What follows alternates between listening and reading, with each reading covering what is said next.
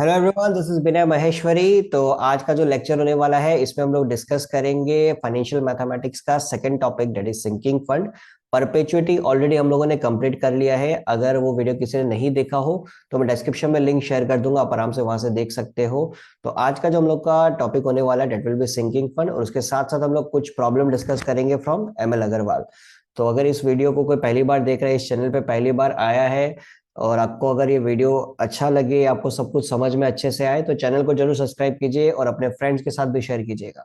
तो आइए समझते हैं सिंकिंग फंड का मतलब क्या होता है। देखिए, सिंकिंग का मतलब ऐसा नहीं है कि यहाँ पे हम लोग रिप्रेजेंट करें डूबता हुआ पैसा। फंड मतलब पैसा, सिंकिंग मतलब डूबना, ऐसा नहीं है। ये सिंकिंग फंड का मतलब थोड़ा सा अलग है, ठीक है। तो सिंकिंग फंड का मतलब समझते हैं। Sinking fund is a fund created to accumulate money over the years to discharge a future obligations, like replacing an old machine by a new machine, renovation house, expansion of business। तो ये तो देखिए आपका मोटा मोटा basic definition हो गया, ठीक है ना।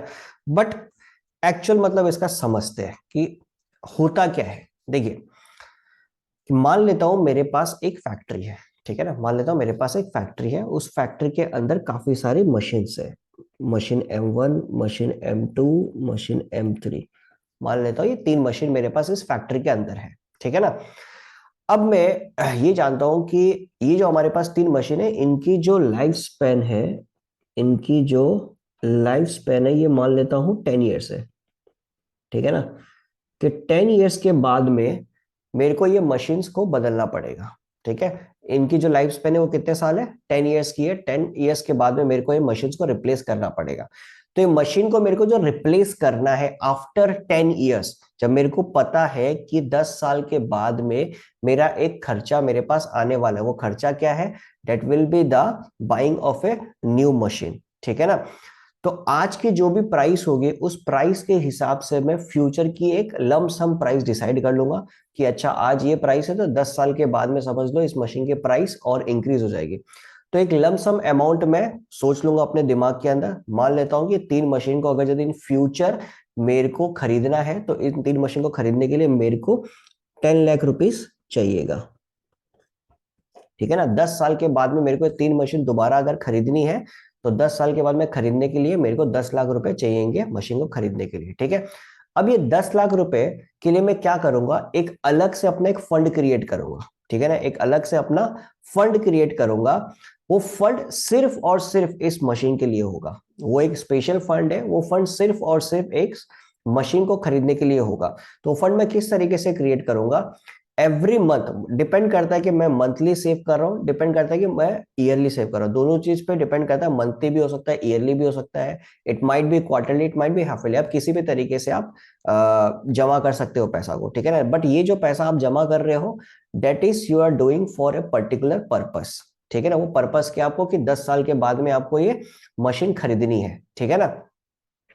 तो देखिए 10 लाख रुपए मेरे को 10 साल के बाद में चाहिए, तो उसके लिए मैंने क्या किया, एवरी मंथ एक फिक्स्ड अमाउंट, एवरी मंथ एक फिक्स्ड अमाउंट अपने बैंक अकाउंट में जमा करना शुरू कर दिया, ठीक है ना। वो जो फिक्स अकाउंट में पर्टिकुलर पर्पस के लिए जमा कर रहा हूं, जो आफ्टर 10 ईयर्स मेरे को यूज करना है to buy a machine, that is called a sinking fund. तो सिंकिंग फंड का बेसिक बेसिक अगर हम लोग को समझना है तो it is nothing but a special fund, ठीक है ना। It is nothing but a special fund which is created to buy for, sorry ऐसे बोल सकते हैं, which is created for a particular purpose. मतलब कोई पर्टिकुलर पर्पस हम लोग डिसाइड करेंगे, उस पर्टिकुलर पर्पस के लिए वो पैसा हम लोग जमा कर रहे हैं, और उसी को हम लोग क्या बोलते हैं, सिंकिंग फंड बोलते हैं, ठीक है ना। अब जो थोड़ा थोड़ा करके जो हम लोग पैसा जमा कर रहे हैं, वो थोड़ा थोड़ा करके पैसा जमा करने को हम लोग बोलते हैं एन्युटी। क्या बोलते हैं उसको, एन्युटी। तो यहीं से हमारे पास एक फॉर्मूला निकल के आता है, ठीक है ना, जिसको हम लोग बोलते हैं future value of regular annuity. Future value of regular annuity, जैसे कि क्लास 11th में एन्युटी के बारे में पढ़ा होगा। तो फंड है, फ्यूचर में चाहिए, इसलिए इसके ऊपर लगेगा भी क्या, फ्यूचर वैल्यू लगेगा। तो इसका फॉर्मूला हमारे पास क्या बनता है, देखिए फ्यूचर वैल्यू का फॉर्मूला बनता है, हम लोग कैसे लिख सकते हैं, फ्यूचर वैल्यू, और we can say that amount also, ठीक है ना, बिकॉज फ्यूचर में अपने को मिलने वाला है is equal to r divided by i into 1 + i⁻n -1। ठीक है, तो यहाँ पे आर का मतलब क्या हो गया, एनविटी। ठीक है, आई का मतलब हो गया रेट ऑफ इंटरेस्ट, और एन का मतलब हो गया नंबर ऑफ पीरियड्स, कितना समय तक वो पैसा हम लोग जमा कर रहे हैं। तो ये कहानी हो गई हमारी किसकी, सिंकिंग फंड की। बिकॉज सिंकिंग फंड में हम लोग को क्या निकालना होगा, फ्यूचर वैल्यू निकालना होगा। तो उसका फॉर्मूला क्या बनता है, are divided by i 1 + i⁻n -1। ठीक है, तो आइए स्टार्ट करते हैं प्रॉब्लम के साथ। पहला क्वेश्चन अपने को क्या दिया हुआ है, पहला क्वेश्चन हमारे पास ये है कि एक company establishes sinking fund to provide for payment of ₹2,50,000 debt maturing in 4 years। ठीक है ना, फ्यूचर में इसको कितना डेट पे करना है, 2,50,000। ठीक है, 4 साल के अंदर। Contribution to the fund are to be made at the end of each year, हर साल उसको पैसा देना है। Find the amount of each annual deposit if the interest is 18% per annum. तो बेसिकली ये लोग क्या पूछ रहे हैं, एन्युइटी के बारे में पूछ रहे हैं कि भैया आप क्या निकालो, एन्युइटी निकालो। ठीक है ना, तो आपको क्या क्या गिवन है, गिवन कंडीशंस पहले लिख लेते हैं। फ्यूचर में कितना पैसा चाहिएगा, फ्यूचर में अपने को चाहिएगा ₹2,50,000।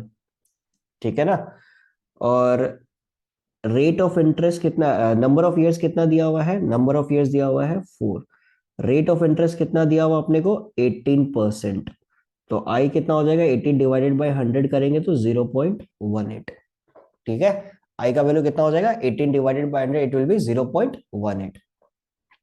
तो देखिए, अब फ्यूचर वैल्यू निकालने का फॉर्मूला हमारे पास क्या है, आर डिवाइडेड बाई आई 1 +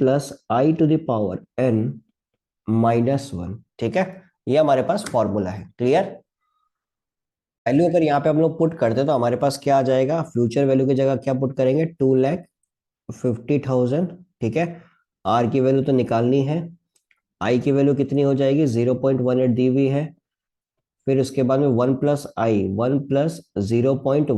के पावर में 4 - 1। ठीक है, तो ये 0.18 को हम लोग लेफ्ट हैंड साइड पे भेज देते हैं, 2,50,000 into 0.18 is equal to r into 1 + 0.18 कितना हो जाएगा, 1.18 के पावर 4 - 1। ठीक है, तो यहाँ पे देखिए 2,50,000 इंटू 0.18 की वैल्यू कितनी आ जाएगी, इट विल बी 45,000। ठीक है, देखिए 45,000 वैल्यू आ रही है। देखिए मेरा कैलकुलेशन ऑलरेडी किया हुआ है, तो आप लोग कैलकुलेशन को अच्छे से परफॉर्म कीजिएगा। और प्लस एक और वैल्यू की आप टेंशन मत लीजिएगा, ये जो 1.18 के पावर जो 4 है, इसकी वैल्यू आपको एग्जाम में दी हुई होगी, इसकी टेंशन आपको लेने की जरूरत बिल्कुल भी नहीं है, ये वैल्यू आपको एग्जाम में मिल जाएगी। ठीक है, तो ये वैल्यू हमारे पास क्या आ रही है, इट इज 1.939। ठीक है, तो 1.939 -1 करेंगे तो हमारे पास देखिए 45,000 is equal to r into 0.939 आ जाएगा। तो r is equal to 45,000 divided by 0.939। तो आर की वैल्यू हमारे पास, इसको सॉल्व करेंगे तो आर की वैल्यू हमारे पास आ जाएगी 47,923, 47,923.32।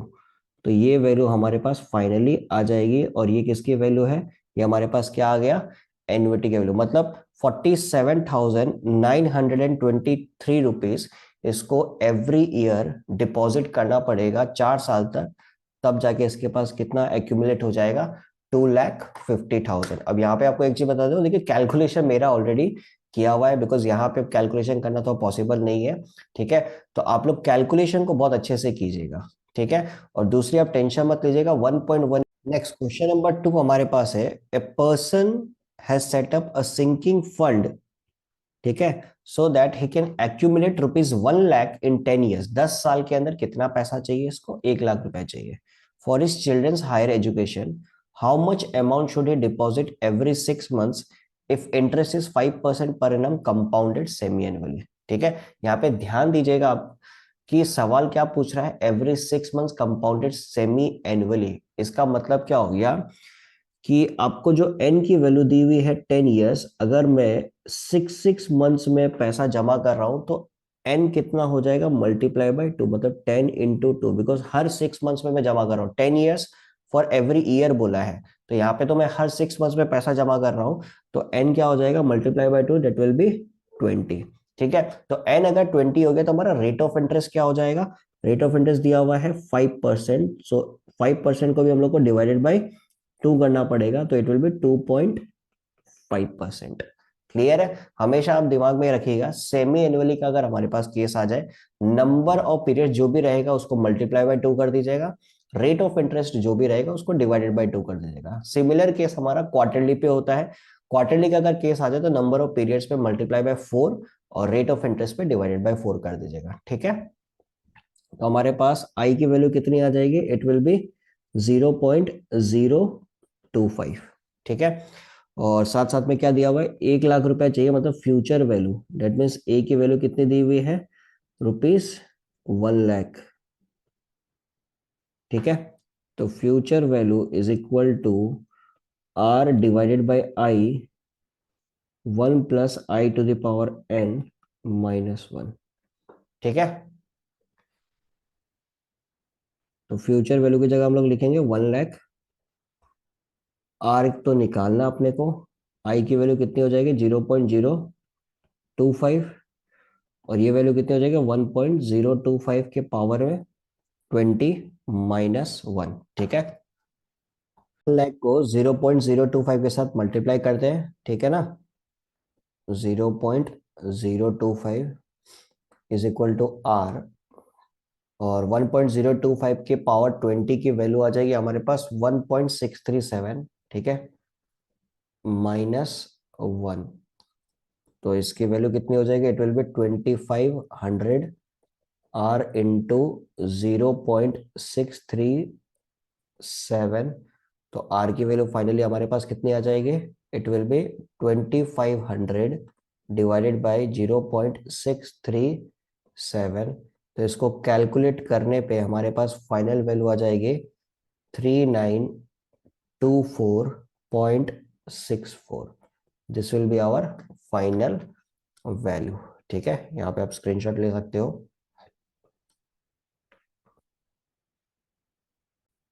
नेक्स्ट क्वेश्चन नंबर 3 हमारे पास है, a firm anticipates a capital expenditure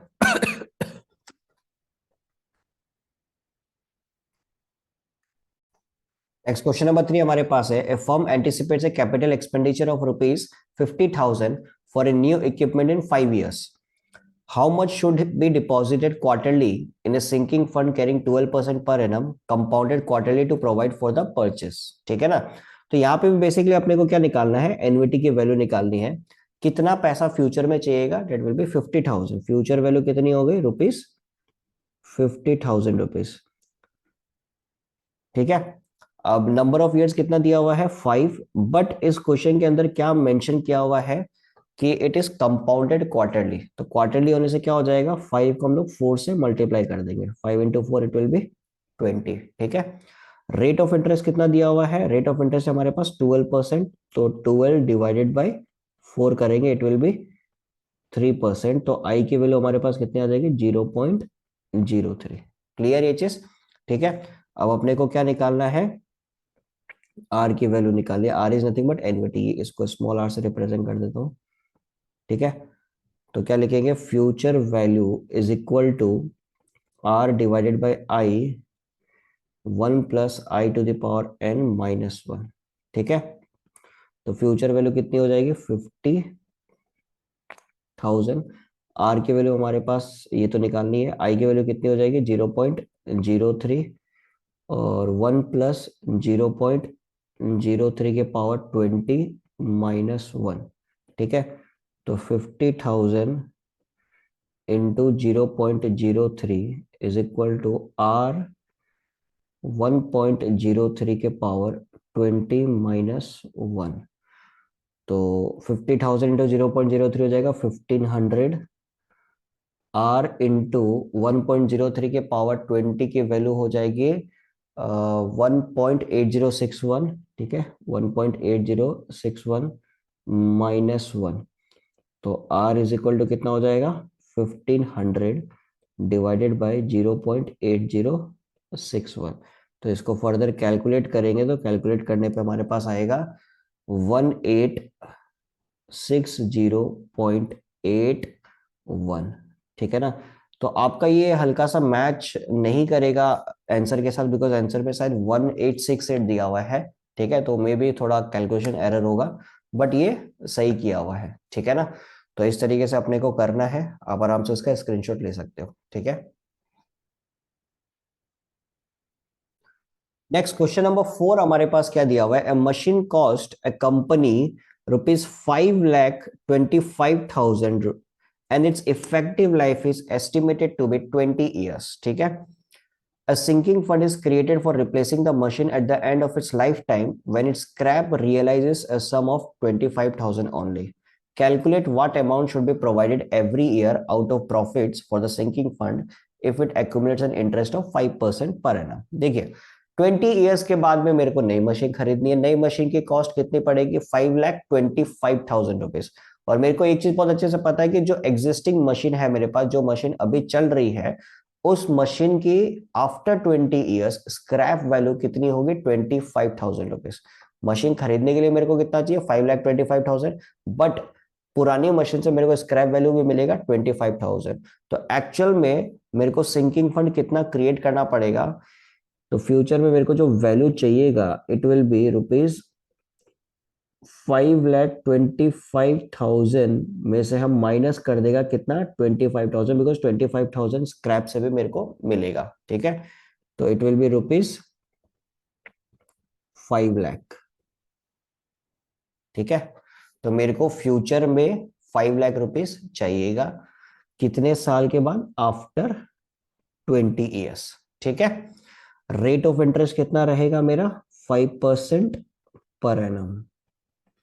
तो बस निकाल देते हैं, future value is equal to R divided by I, 1 + I⁻n-1, ठीक है। तो फ्यूचर वैल्यू कितना है, 5,00,000, R निकालना है, डिवाइडेड बाई I की वैल्यू कितनी हो जाएगी, 0.05, फिर इधर 1 + 0.05 के पावर 20 - 1, ठीक है। तो 5,00,000 इंटू 0.05 R इंटू 1.05 के पावर 20 - 1, ठीक है। तो इसकी वैल्यू हमारे पास कितनी है, 1.05 के पावर 20, इट इज 2.655, 2.655 -1, 5,00,000 इंटू 0.05 कितना हो जाएगा, इट विल बी 25,000। तो R की वैल्यू कितनी हो जाएगी, 25,000 डिवाइडेड बाई 2.655 -1 कितना हो जाएगा, 1.655। तो फर्दर इसको जब हम लोग कैलकुलेट करेंगे तो हमारे पास कितना आएगा, 15105.74। इसका मतलब इसको एवरी ईयर कितना पैसा जमा करना पड़ेगा, 15,105.74, ताकि आफ्टर 20 ईयर्स इसके पास 5,00,000 रुपीज एक्यूमुलेट हो जाए। क्लियर है, तो आप आराम से स्क्रीनशॉट ले लो। 5 हमारे पास है, a machine being used by a company is estimated to have a life of 15 years. At that time, a new machine would cost ₹75,000 and the scrap of the old machine would yield 9,600 only. A sinking fund is created for replacing the machine at the end of its life. What sum should be retained by the company at the end of every year to accumulate 6% per annum? Same question जैसा question number 4 किया था वैसा ही question है। तो future value हमारे पास कितना हो जाएगा, मशीन खरीदने के लिए चाहिए 75,000, बट 9,600 रुपीज पुरानी मशीन से भी हमको मिलेगा एज ए स्क्रैप वैल्यू। तो 75,000 में से 9,600 को माइनस कर देते हैं तो हमारे पास कितना आ जाएगा, इट विल बी 65,400, ठीक है। फिर उसके बाद में कितने साल बाद में मेरे को चाहिएगा, आफ्टर 15 ईयर्स, और कितना परसेंट रेट है, 6%, ठीक है।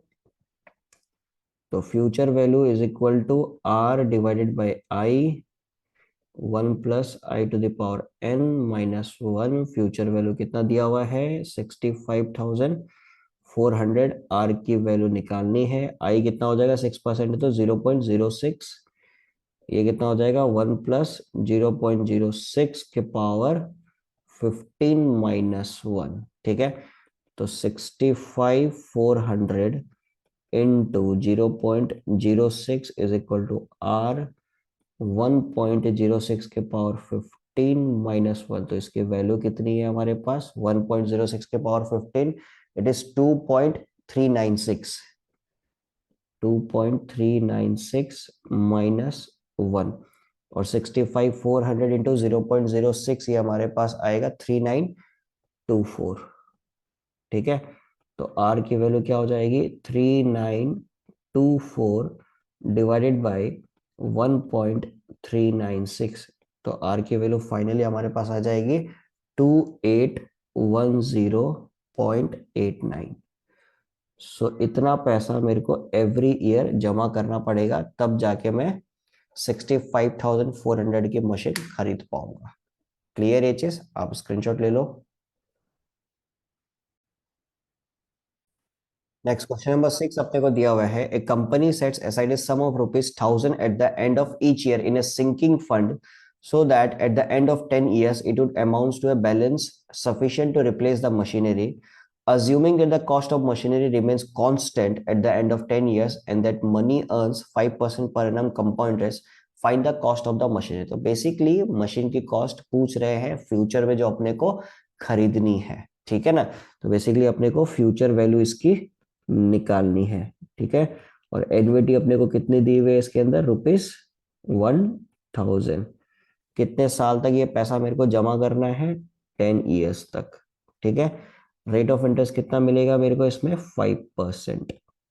तो बस फ्यूचर वैल्यू का फॉर्मूला लगा देते हैं, r divided by i 1 plus i to the power n minus 1। तो आर की वैल्यू हो गई 1000 डिवाइडेड बाय आई की वैल्यू हो जाएगी 0.05। 1 प्लस 0.05 के पावर जस्ट ए सेकेंड 10 दी हुई थी ना 15, अच्छा 10 ही था। ठीक है, तो पावर में 10 माइनस 1। ठीक है, तो ये वैल्यू कितनी हो जाएगी हमारे पास इट विल बी 20,000। ठीक है ना, और 1.05 टू द पावर 10 की वैल्यू हमारे पास है 1.629 माइनस 1। तो 20,000 इंटू 0.629, ये फाइनली हमारे पास कितना आ जाएगा 12,580। सो फ्यूचर में नई मशीन खरीदने के लिए मेरे को कितना पैसा चाहिएगा 12,580। ठीक है, this will be the cost of machine. So हम लोगों ने यहाँ पे कंप्लीट कर लिया है सिंकिंग फंड के जितने भी क्वेश्चन है सबको कंप्लीट कर लिया है। अगर आपको इस वीडियो में सब कुछ समझ में आया हो तो अपने फ्रेंड्स के साथ जरूर शेयर कीजिए। Thank you so much.